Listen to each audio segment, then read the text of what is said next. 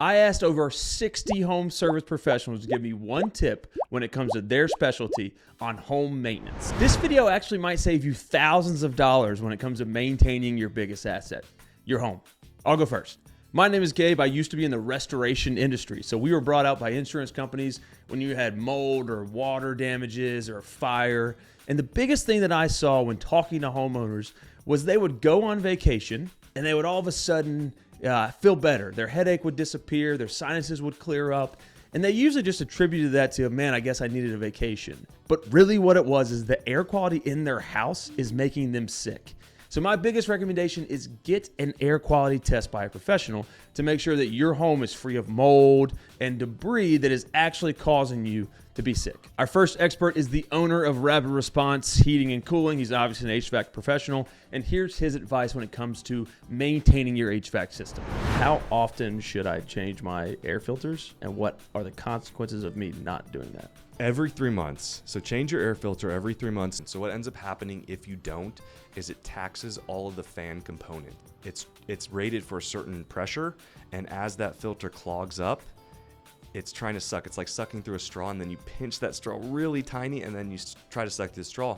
It's harder on your lungs. It's the same thing for your unit. If not, you'll get freezes, you'll have airflow issues, and reduce efficiency and component life. I always recommend against MERV 13. You know, a MERV 11 will give you a lot of the same benefits. And if you really have those issues with pollen, dander, allergies, like a static filter, put a charge onto the filter medium. And so the filter media is positively charged. And as those particles pass through, they get sucked like a magnet to the filter itself. What other maintenance do I need to do on my HVAC system, and how often? So I recommend spring cleanings, fall checkups. But in the fall, we're just checking your furnace system, especially if it's gas. We're making sure, A, you don't have any cracks in your heat exchanger. If the heat exchanger is supposed to be a sealed system so that you don't get carbon monoxide into your home. And then your spring maintenance, you want to be cleaning the outdoor condenser and checking refrigeration components. So just to recap that, change your filters every 3 months. Make sure you have the right size filter and it's not over a MERV 11 based on this expert's opinion. And also get your HVAC serviced twice a year to make sure it's ready for the different seasons. Next up is plumbing. I've asked multiple plumbers the same question. How often should you flush your water heater? I know you're probably not doing it, but here's what the experts say on how often you should do it and why. Yearly per the manufacturers, whether it's a tank or a tankless. Yeah. And that surprises me how many people are still unaware of tanks needing to be flushed. If you don't get that water heater flushed, what's going to happen is you're going to have minerals in the water get inside that water heater, obviously. And as the heat's applied to it, it creates a material called scale. That scale starts sitting into that tank, reducing, one, the amount of space that you have to keep water. Two, it'll start eating away at your heating elements. It's the number one cause to kill all water heaters. That is the number one killer, and why most water heaters, unless you pay for the extended warranty, are only going to be 6-year warranted water heaters and per the manufacturer, and they're only going to tell you, hey, if it lasts 10 years, congratulations. And you're looking at something you spent $2,000 all the way up to $3,500, $3,700 just to have it flushed. For us, if you're inside of our operating range, we would come out and do a water heater service for $200. Yeah. Before I owned a plumbing company, never flushed my water heater. I personally have lost water heaters at 6 years on rentals and on my own personal house, and now I know why. Flush them once a year, at least. You go online, they'll say 2-3 times a year. I don't know what the exact number is. It's going to depend probably on the hardness of your water. Do you have filtration?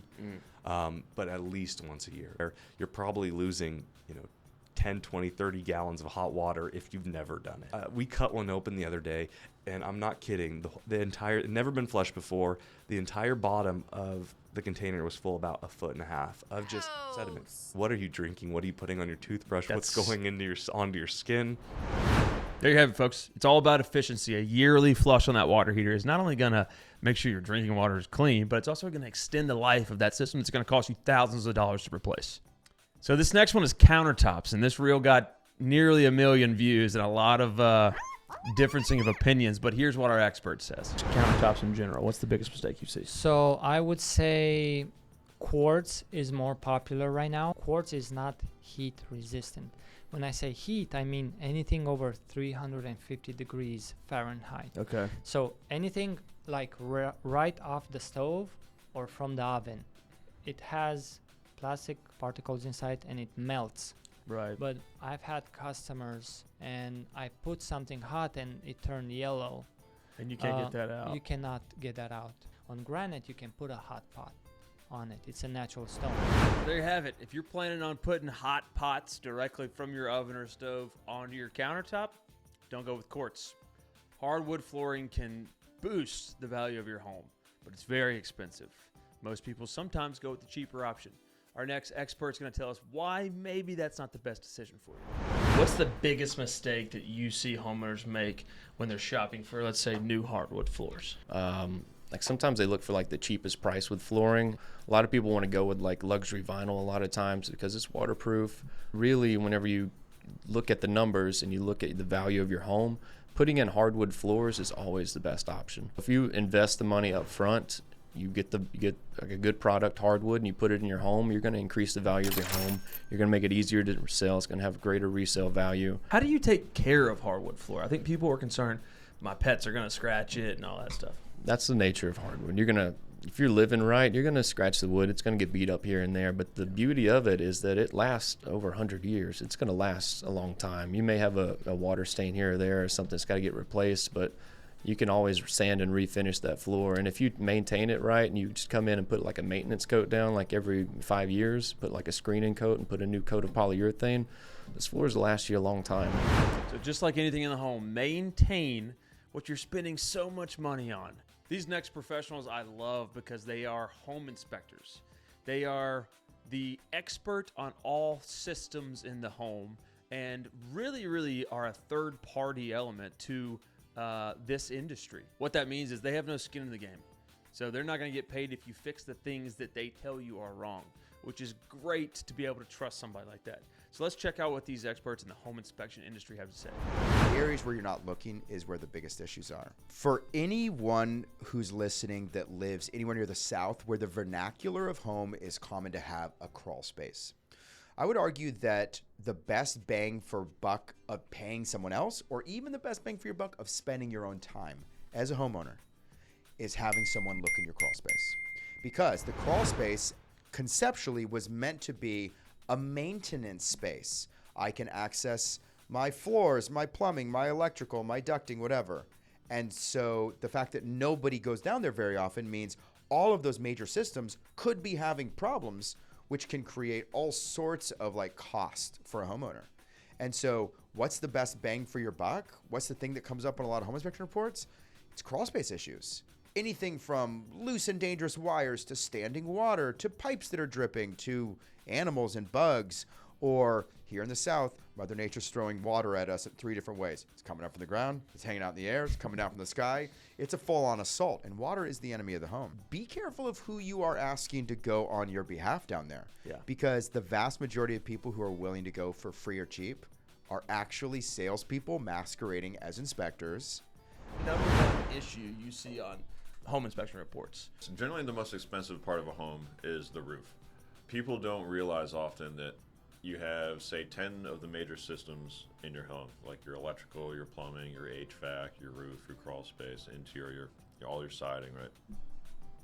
All those systems of the home are deteriorating and they have different lifespans. And you're going to have to budget to make those repairs. And even when I see a lot of new couples, they buy a used home and they're super excited to get in, and then they get in and then they don't do any repairs or upkeep or maintenance for a few years because they think, I just got the home, I don't have to do anything. Well, there's a lot of places in the home that you're not looking at, like your plumbing, your crawl space. Those things aren't new. It might look new inside, your bedroom might be new, the kitchen might be new, but your attic, your roof, your crawl space, everything inside is not new at all, and you might have some serious problems. Big takeaways: crawl space, crawl space, crawl space. If you have one, if you're in an area with one, and if you're not, then just know that even in a new home, those systems are aging day one. And even within a couple of years, if you're not doing preventative maintenance, you're going to be spending thousands of dollars. We've all heard the horror stories of bad general contractors. Here's an exception. Let's hear what he has to say. A red flag that homeowners need to be aware of that might be their first hint at, ooh, this is a general contractor I might not should trust? Organizing the planning stage. If you're getting an actual rendering of what your project's going to look like, if you're getting a line-by-line estimate. Another thing, if they dig into your motive for doing your project and they care about that motive, that is when you should hire them. Mm-hmm. Do you have any maintenance tips for homeowners? Maybe like the top one that you see people neglect the most? I see more often than not people having issues in the winter. Ice dams that bring water in through between your roof and gutter, pipes that freeze and burst. Your supply lines should not be running in an exterior wall. What's the biggest mistake that you hear homeowners make when hiring a general contractor if they didn't hire y'all? You need to follow your gut in this. Make sure you're making the right connection with somebody, especially if you're in a big one that's going to take a long time. You need to get along with that person. Big surprise for me on that one is hiring and taking in the emotional side of that hire. If you have a long project for your home, an addition of your home, you might be working with that contractor for 9 months, a year. So you need to get along with them. Our last pro is a 20-year electrician. Common job you get. Most common little service call is outlets not working, switches not working. Then you start getting into lights flickering, surges on your house when you turn certain appliances on. That happens a lot in Nashville. We have a lot of old power lines. Most of the time it's the power company. And how do you determine that? You go in, you look at a few little things, check some voltages on a few things, turn the heat and air on, turn the stove on, turn the dryer on. Check your voltages. When them voltages start fluctuating, that tells me already it's the power line. 9 times out of 10, it's squirrels that chews on the power lines. Damn squirrels. Power company will come replace the line for free right then. I don't know what it is, but I just trust him immediately. Outlet's not working, light switch is not working. Sure, there could be some internal things going on in the house, but a lot of the times it's something to do with the power lines, which your state will pay for and fix.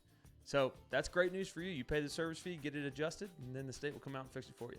That's it. The best home maintenance tips from the pros themselves. I spent about a year talking to these guys, so I'm glad that we can provide this distilled information directly to you. So let us know in the comments, what did we miss?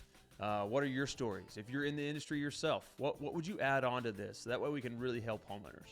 And if you like this content, please like it, subscribe, comment, let us know what we should do next, and of course turn on that notification bell so that way you're notified when we do release another one of these videos. We're trying to provide you the most valuable information possible when it comes to maintaining your most expensive asset. See you next time.